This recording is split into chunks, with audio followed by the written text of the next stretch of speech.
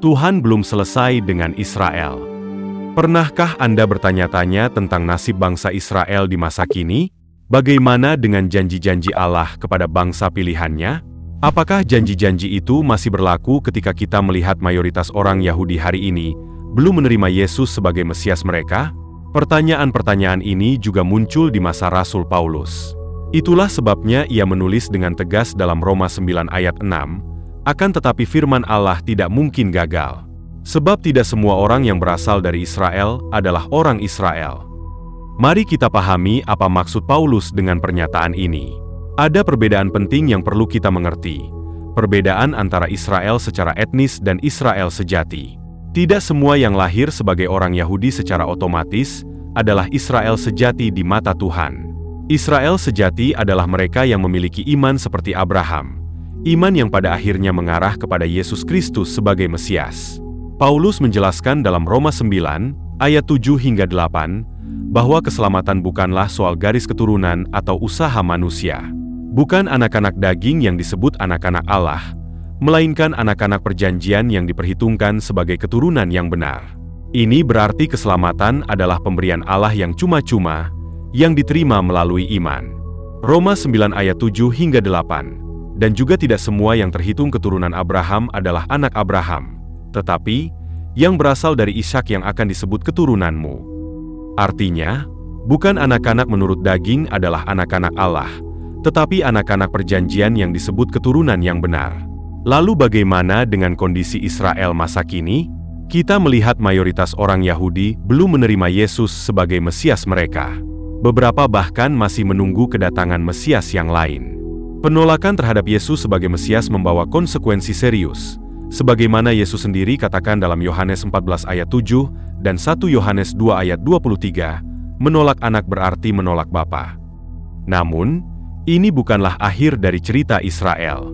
Paulus memberikan pengharapan besar dalam Roma 11, ayat 25 hingga 26. Sebab, saudara-saudara, supaya kamu jangan menganggap dirimu pandai, aku mau agar kamu mengetahui rahasia ini. Sebagian dari Israel telah menjadi tegar, sampai jumlah yang penuh dari bangsa-bangsa lain telah masuk. Dengan jalan demikian, seluruh Israel akan diselamatkan. Seperti ada tertulis, dari Sion akan datang penebus, ia akan menyingkirkan segala kefasikan daripada Yakub. Ia menulis bahwa telah terjadi pengerasan sebagian atas Israel, sampai jumlah yang penuh dari bangsa-bangsa lain telah masuk. Dan sesudah itu, seluruh Israel akan diselamatkan. Apa maksud dari seluruh Israel akan diselamatkan? Ini bukan berarti setiap individu Yahudi akan diselamatkan, tetapi merujuk pada bangsa Israel secara keseluruhan yang akan mengalami pertobatan besar-besaran. Paulus memberikan 5 alasan kuat untuk interpretasi ini. Pertama, istilah Israel dalam Roma 11 ayat 25 hingga 26 merujuk pada hal yang sama. Bangsa Israel secara keseluruhan yang saat ini mengalami pengerasan hati, akan menjadi Israel yang diselamatkan. Penafsiran ini menekankan kontinuitas identitas Israel sebagai satu entitas, meskipun mengalami perubahan spiritual yang signifikan. Pengerasan hati yang dialami Israel saat ini, dipandang sebagai kondisi sementara yang akan berakhir dengan keselamatan mereka, menunjukkan rencana Allah yang berkelanjutan bagi bangsa pilihannya. Kedua, referensi tentang pengusiran kefasikan dari Yakub menunjukkan pada pemulihan nasional Israel berkaitan dengan kedatangan Kristus yang kedua kali. Ungkapan ini mengindikasikan transformasi mendalam yang akan dialami oleh bangsa Israel secara kolektif. Pemulihan nasional ini tidak hanya mencakup aspek spiritual, tetapi juga bisa melibatkan pembaruan moral, sosial, dan mungkin bahkan politik bagi bangsa Israel.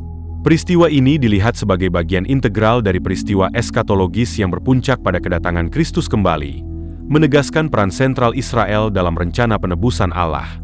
Ketiga, dalam Roma 11 ayat 28, Israel disebut sebagai seteru Allah sekaligus dikasihi Allah. Keduanya merujuk pada bangsa secara keseluruhan. Paradoks ini menggambarkan kompleksitas hubungan antara Allah dan Israel. Meskipun bangsa Israel saat ini mungkin menolak Injil dan dengan demikian dianggap sebagai seteru dalam konteks penyebaran Injil kepada bangsa-bangsa lain, mereka tetap menjadi objek kasih Allah yang tak berubah.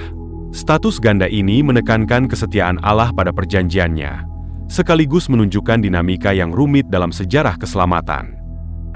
Keempat, Kepenuhan Israel dalam Roma 11 ayat 12 berbicara tentang pemulihan bangsa yang sama yang telah mengalami kejatuhan. Konsep ini menggambarkan suatu perubahan dramatis dalam kondisi spiritual Israel. Kejatuhan mereka, yang telah membuka jalan bagi bangsa-bangsa lain untuk menerima Injil, akan diikuti oleh pemulihan yang membawa berkat yang lebih besar lagi. Istilah kepenuhan menyiratkan suatu kondisi di mana Israel sepenuhnya menerima dan merangkul rencana Allah. Mungkin mencakup penerimaan Yesus sebagai Mesias mereka dan pembaruan hubungan perjanjian mereka dengan Allah. Kelima, penerimaan kembali Israel dalam Roma 11 ayat 15 merujuk pada bangsa yang sama yang telah ditolak untuk sementara waktu. Gagasan ini menekankan sifat sementara dari penolakan Israel dan janji akan rekonsiliasi masa depan. Penerimaan kembali ini dipandang sebagai peristiwa yang memiliki dampak global. Hal ini menunjukkan bahwa pemulihan Israel tidak hanya akan mempengaruhi bangsa itu sendiri, tetapi juga akan membawa konsekuensi positif yang luar biasa bagi seluruh dunia. Bagaimana ini akan terjadi? Meski kita tidak tahu detail persisnya, Alkitab memberikan beberapa petunjuk profetik yang menakjubkan tentang pemulihan Israel di akhir zaman. Pertama, dalam Zaharia 12 ayat 10, kita menemukan nubuatan yang luar biasa. Aku akan mencurahkan roh pengasihan dan roh permohonan atas keluarga Daud dan atas penduduk Yerusalem, dan mereka akan memandang kepada Dia yang telah mereka tikam, dan akan meratapi Dia seperti orang meratapi anak tunggal, dan akan menangisi Dia dengan pedih seperti orang menangisi anak sulung. Ayat ini menggambarkan momen dramatis ketika Israel secara kolektif mengenali Yesus sebagai Mesias mereka yang telah mereka tolak. Pencurahan roh kasih karunia ini akan membawa pertobatan nasional yang mendalam dan sejati. Yesaya 66 ayat 8 memberikan gambaran tentang kecepatan pemulihan ini. Siapakah yang telah mendengar hal yang seperti itu? Siapakah yang telah melihat hal yang demikian? Masakan suatu negeri diperanakan dalam satu hari? Atau suatu bangsa dilahirkan dalam satu kali? Namun baru saja menggeliat sakit, Sion sudah melahirkan anak-anaknya. Nubuatan ini mengisyaratkan bahwa pertobatan Israel akan terjadi dengan cara yang dramatis dan tiba-tiba, mengejutkan dunia dengan kecepatannya. Dan Yesus sendiri, dalam Matius 23 ayat 39, setelah mengucapkan penghakiman atas Yerusalem, memberikan pengharapan dengan berkata, "Mulai sekarang kamu tidak akan melihat aku lagi, hingga kamu berkata, diberkatilah Dia yang datang dalam nama Tuhan." Pernyataan ini mengindikasikan bahwa Israel akan mengalami perubahan hati yang radikal, dari penolakan menjadi penerimaan penuh terhadap Yesus sebagai Mesias mereka. Sambil menantikan penggenapan janji ini, apa yang harus kita lakukan? Pertama, kita harus berdoa bagi keselamatan Israel. Paulus sendiri memiliki beban besar untuk keselamatan bangsanya. Kedua, kita harus mendukung pekabaran Injil kepada bangsa-bangsa, karena kepenuhan bangsa-bangsa berkaitan erat dengan pemulihan Israel. Ketiga, kita harus bersaksi kepada orang Yahudi dengan kasih, membuat mereka cemburu dengan hubungan kita yang intim dengan Allah mereka. Keempat, kita harus menghindari kesombongan rohani. Paulus memperingatkan jemaat non-Yahudi untuk tidak menyombongkan diri terhadap cabang-cabang yang telah dipatahkan. Kelima, kita harus tetap berpegang pada keyakinan bahwa hanya melalui Yesus Kristus keselamatan dapat diperoleh, baik bagi orang Yahudi maupun non-Yahudi. Akhir kata, Tuhan belum selesai dengan Israel. Firman-Nya tidak mungkin gagal. Suatu hari nanti, kita akan menyaksikan pemulihan besar-besaran bangsa Israel kepada Mesias mereka, Yesus Kristus. Sampai hari itu tiba, mari kita setia berdoa dan bersaksi, serta terus mempelajari firman Tuhan, khususnya mengenai Israel dan rencana Allah baginya, agar kita dapat memahami dengan lebih baik peran kita dalam rencana besarnya sambil menantikan penggenapan janji Allah yang ajaib ini.